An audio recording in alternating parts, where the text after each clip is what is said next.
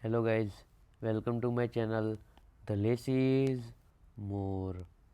So today we will discuss an editorial from Indian Express, and it is about suspension of opposition MP. Okay, so let's start the editorial directly. Title of the editorial is Breach and Stain.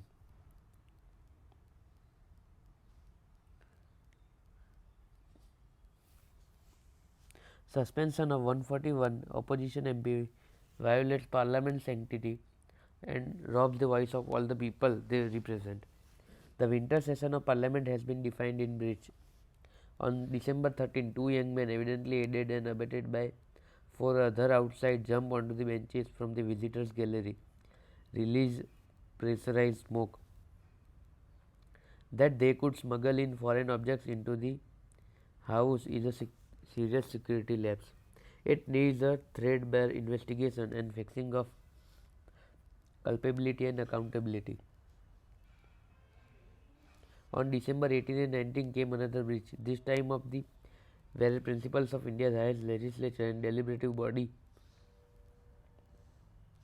and the spirit of the constitution that animates it. Both houses passed by voice vote resolutions that have resulted in the suspension of 141 MPs, all of them from opposition, many for the remainder of the session. In 1989, Rajiv Gandhi had flexed his 400 plus muscle to suspend 63 MPs, but the way the sledgehammer has been used this time and the sheer number of those affected is a new low in parliamentary history. The opposition MPs demanded that the Home Minister inform the House about the security lapse on December 13 and let there be a discussion on the way forward. Certainly, this is a valid demand. An FIR and 6 arrests cannot be the closer to this breach. It is the MP's job. In fact, it is their duty to demand answers. Slogans were shouted, placards waved, and few MPs on Monday even tried to clamber on to the speaker's dais. That was unseemly behavior, but it can in no way justify the action. So disproportionate that it smacks of contempt of the House. On December 3, the BJP scored formidable victories in the assembly election. Its leadership framed it justifiably as the renewal of trust of public, the Janta Janardhan, in the party's promise for better governance. The BJP's arithmetic in both houses of parliament is rock solid and unchallenged, giving it the most unequivocal of mandates to push through its legislative agenda.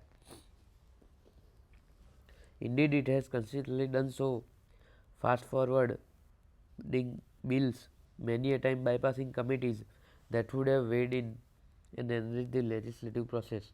So, why this prickliness, this remarkably thin skin that would rather see a bill passed by cheerleaders and the faithful in an echo chamber than on the floor of the House with opposition members seated?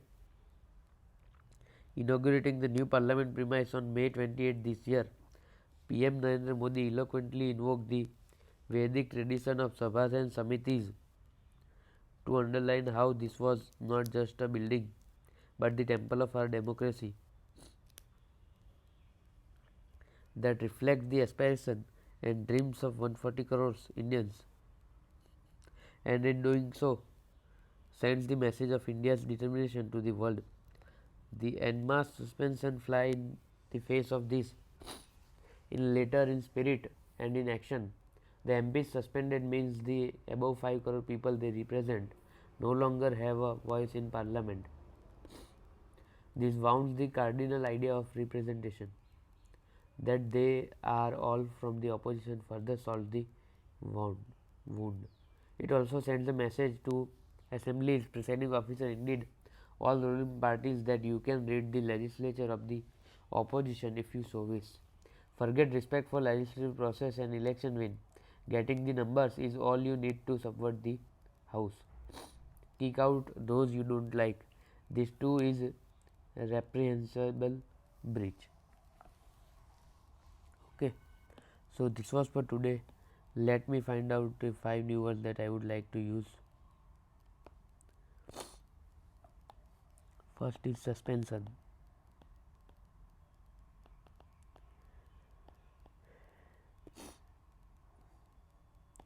Robs, the voice of all the people, which means snatch away. Culpability.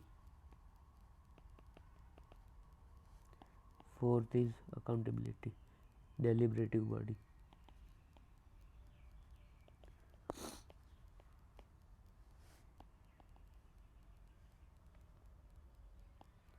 Unequivocal.